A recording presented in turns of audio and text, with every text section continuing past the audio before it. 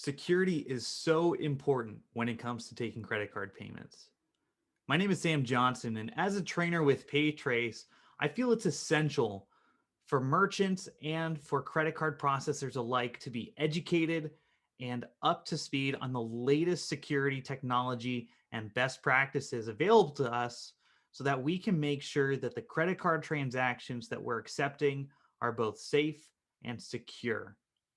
Now, in this video, we're going to explore a few different ways that we can accept credit card payments and what are some of the best ways to avoid any types of scams or fraudulent activity that could be taking place. There are a lot of different ways of processing a credit card.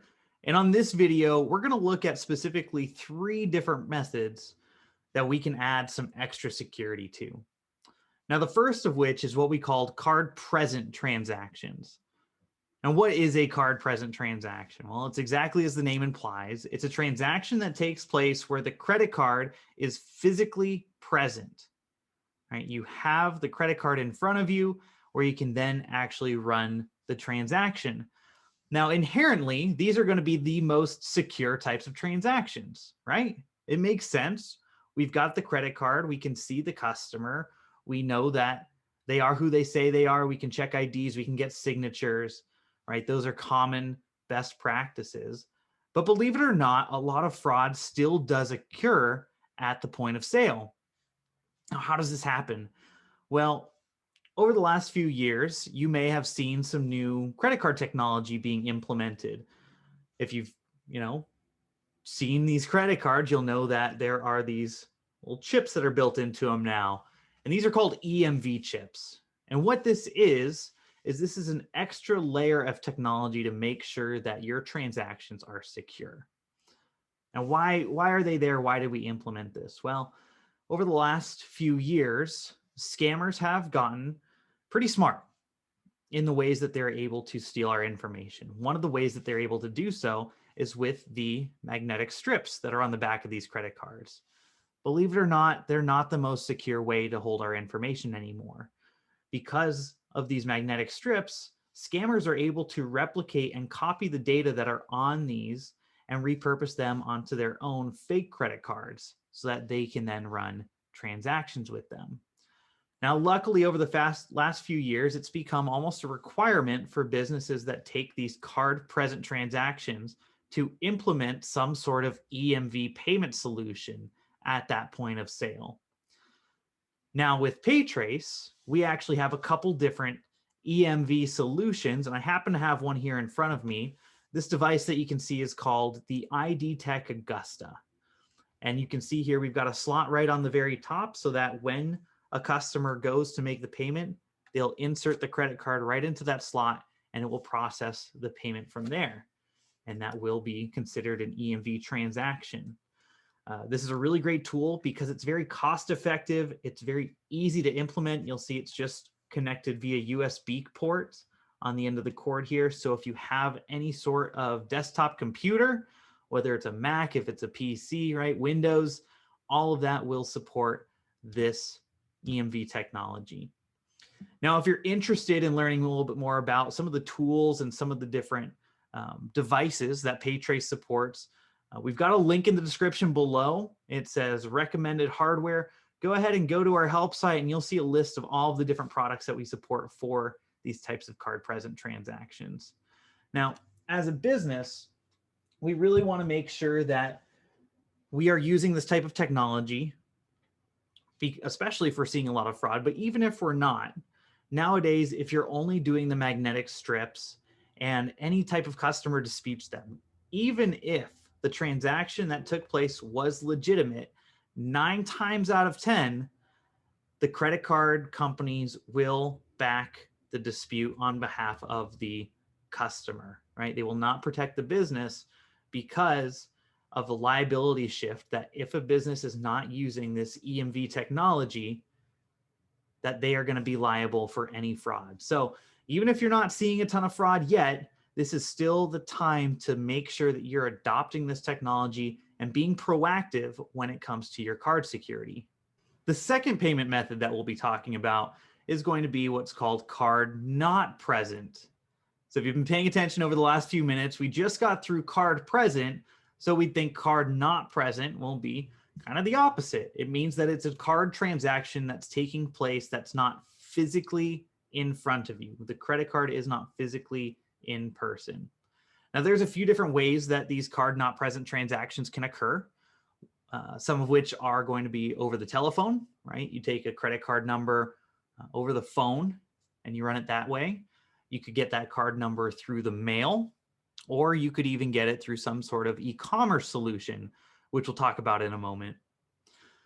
Now, there are a few different tools and best practices to use to mitigate some of the fraud that takes place on some of these transactions. As you can imagine, these are going to be a little bit more inherently risky just because of the fact that we don't physically see the card in front of us. So there are, things that we can't check. We can't get the signature. We can't compare it to an ID. So there are some tools that we need to implement to make sure that we are still making sure that this is safe. Now, the main tools that I think are going to be the most beneficial and the easiest to use are going to be what's called address verification and card security code. Address verification is exactly as it sounds. We're verifying the address that's on the credit card against the address and the zip code that the customer provides us. And when we process this transaction, we will actually get a response in the PayTrace system that says whether or not this was a full exact match, a partial match, or a no match. And based on those responses, we have an idea on, how confident we can be that this transaction is legitimate, right? Because we assume that the cardholder is going to be more likely to know the address on the credit card than somebody that's not the actual cardholder.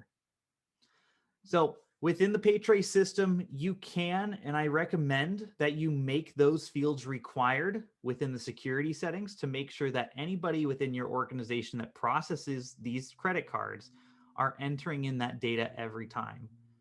Now, if your business is more susceptible to fraud and you do happen to get disputes and chargebacks on a lot of these transactions, you may want to implement this tool that we have available called AVS Auto Void.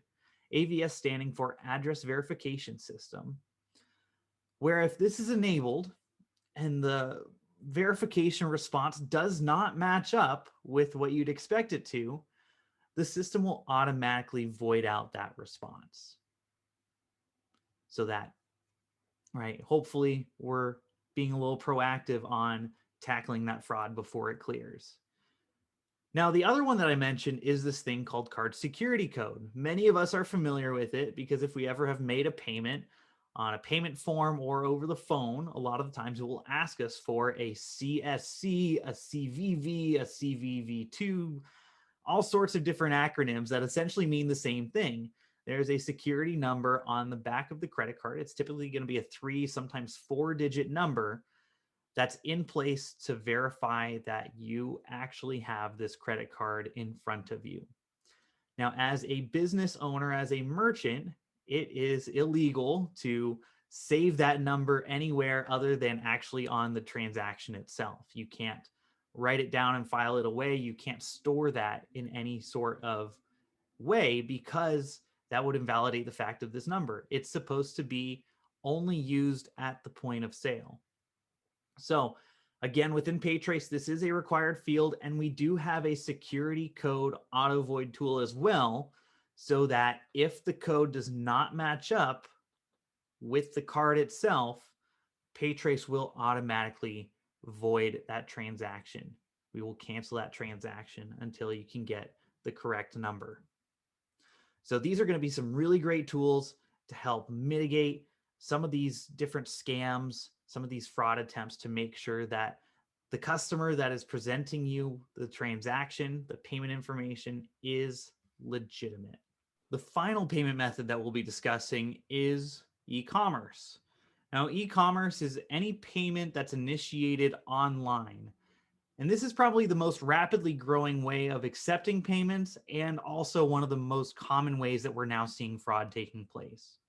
So if anybody has an online store, an online marketplace, or even just anywhere online to collect some sort of payments, for services rendered, this is going to be an area that you want to make sure that you have your security locked in place. Now, PayTrace has a few different ways of supporting e-commerce solutions. We've got our payment link tool, we've got customizable APIs, and we also have PayTrace Protect. And all of these, there are some things that you want to make sure that we're doing to make sure that we are reducing any sort of fraudulent attempts. Now, one of the best recommendations that I can provide is using some sort of security, basically an identifier like CAPTCHA. On PayTrace's payment link itself, we actually implement a tool called reCAPTCHA, which if you've ever gone through a payment process and at the end of your little online form, there's a box that says, I am not a robot, and you click it and it gives you that little check mark that says, you're not a robot. Well, that's exactly what it is. And this tool has been developed to validate that whatever entity is processing this payment is an actual human being. Now, they could still be a scammer and might be trying to run some sort of fraudulent payment. But what this is used to do is to basically prevent any sort of scripts or robots, right? Robots, more of just a program, from fraudulently processing a credit card. Now, why is that a thing? Why is that a thing with e-commerce versus some of these other methods that we've talked about? Well, one method of fraud that we see in the industry occurring more and more are things called card testing and phishing attempts. And what card testing is it's not your traditional method of fraud that you typically think of, like, somebody steals my credit card and then they buy a whole bunch of stuff with it. What this is actually doing is it's validating credit cards. So let's say a scammer or a hacker breaks into some sort of company's vault of credit card information, and they're able to essentially access all of that. And what they'll want to do is they want to what's called card testing, and they'll go onto some business's website and run a script that's going to try to very quickly process all of these different credit cards. Now, it's typically going to be for some sort of low number. So they'll get an approval. It'll be like $1, maybe $5, maybe just a couple cents. But they're not actually trying to really purchase any product or give you money. What they're trying to do is see if that credit card number and all the information that they have is still valid, so that they can then go and use all of that detail to commit additional fraud. So a lot of the times these can be thousands of transactions that are processed within a very small amount of time, because it's usually not a human being going credit card by credit card testing them out. So although it may not seem like a huge deal if you're the business on that end, because it's just a small amount of money, what you will see is that these are thousands of transactions, you'll be hit with fees on every one of these transactions. Plus, if you get any sort of chargebacks or disputes that you will lose because this was fraud, right? You could be eligible to hit a lot of fees, right? So that's something that we really want to be avoidant of. We really want to be proactive. So implementing a tool like this can help a big deal.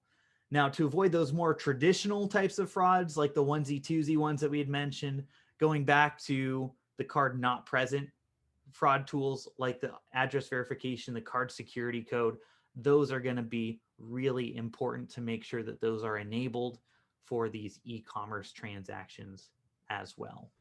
As technology improves and we get more security systems available to us, we'll be able to protect ourselves even better. But at the same time, these scammers are going to be getting more and more creative in ways to circumnavigate some of these tools so that they can cause businesses and consumers harm. So it's really important to stay up to date on all of these different options that you have available to you. If you have any questions on any of these practices or tools that we've talked about here today, please contact our support team.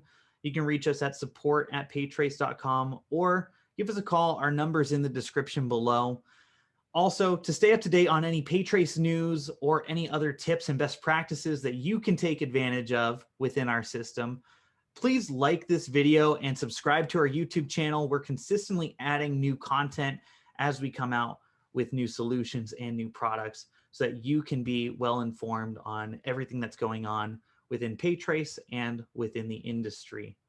I hope that you found some value out of today's video and hope you have a fantastic rest of your day.